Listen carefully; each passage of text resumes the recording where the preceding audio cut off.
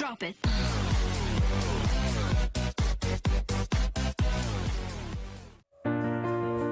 Assalamualaikum warahmatullahi wabarakatuh. Perkenalkan, nama saya Joyce Aksaganeo, mahasiswi jurusan Administrasi Bisnis, program studi D4 Administrasi Bisnis Terapan, Politeknik Negeri Semarang. Pada kesempatan kali ini, saya akan membawakan materi tentang akuntansi leasing. Untuk pengertian leasing sendiri merupakan kegiatan pembiayaan perusahaan dalam bentuk penyediaan barang-barang modal untuk digunakan suatu perusahaan untuk jangka waktu tertentu. PSAK yang berlaku adalah PSAK 73 efektif per 1 Januari 2020 menggantikan PSAK 30. Dalam Al-Halik 2019, sewa dikategorikan sebagai sewa operasi apabila memenuhi dua syarat berikut, yaitu sewa jangka pendek dan sewa aset pendasarnya bernilai rendah. Sewa jangka pendek merupakan sewa yang lamanya kurang dari atau sama dengan 12 bulan. Aset pendasar dapat bernilai rendah hanya jika penyewa mendapat manfaat dari penggunaan aset pendasar secara terpisah atau bersamaan dengan sumber daya lain yang telah tersedia untuk penyewa. Dan aset pendasar tidak memiliki ketergantungan yang tinggi atau memiliki interrelasi yang tinggi dengan aset lain. Pemilik aset tetap disebut lessor, sedangkan penyewa disebut leasing. Lessor atau pemilik properti dibagi menjadi tiga, yaitu yang pertama bank, merupakan pemain terbesar leasing, low cost fund, agresif di leasing market, captive leasing. Yang kedua company, anak dari bisnis induk primer atau leasing untuk induk, contohnya FIF, Adira, dan lain-lain, point of sale advantage.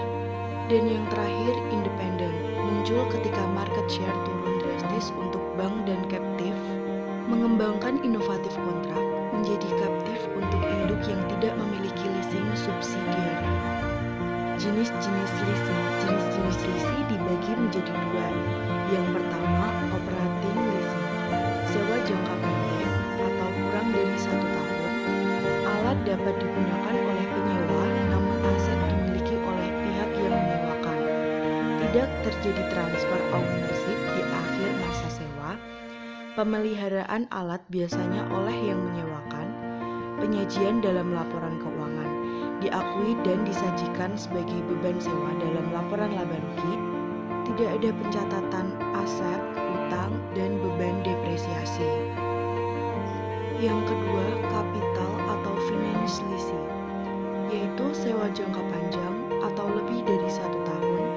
Kemungkinan terdapat transfer of ownership di akhir masa sewa.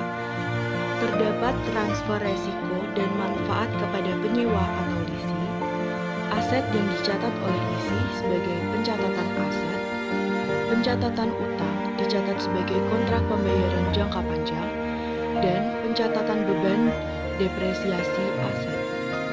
Leasing memiliki beberapa keunggulan, yaitu yang pertama 100% financing at fixed rate. Umumnya pembayaran periodiknya tetap dan tidak membayar DP yang besar. Protection against obsolescence dengan memberikan residual value. Flexibility, perjanjian dapat disesuaikan kebutuhan. Tax advantage, off balance sheet financing, operating lease tidak mencatat hutang. Kemudian ada perhitungan rental payment dan MLP. Untuk menghitung rental payment sendiri, yaitu dengan cara fair value asset atau nilai kontrak dikurangi dengan present value residual value. Kemudian hasilnya dibagi dengan angka faktor atau time value of money. Kemudian untuk menghitung MLP lisi dan MLP lessor itu dibedakan, sehingga untuk perhitungan MLP lisi yaitu dengan cara rental payment dikalikan dengan angka faktor, kemudian hasilnya ditambahkan dengan PU guaranteed residual value. Kemudian untuk menghitung MLP lessor yaitu dengan cara rental payment dikalikan dengan angka faktor, kemudian hasilnya ditambahkan dengan present value residual value. Nah, Untuk menjawab pertanyaan mengapa MLP Lizard dan MLP Lisi perhitungannya dibedakan, yaitu karena yang pertama, rate atau perhitungan angka faktornya berbeda.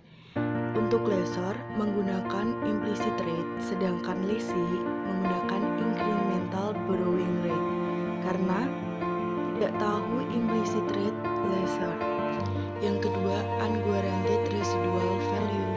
Sekian dari saya, semoga bermanfaat. Wassalamualaikum warahmatullahi wabarakatuh.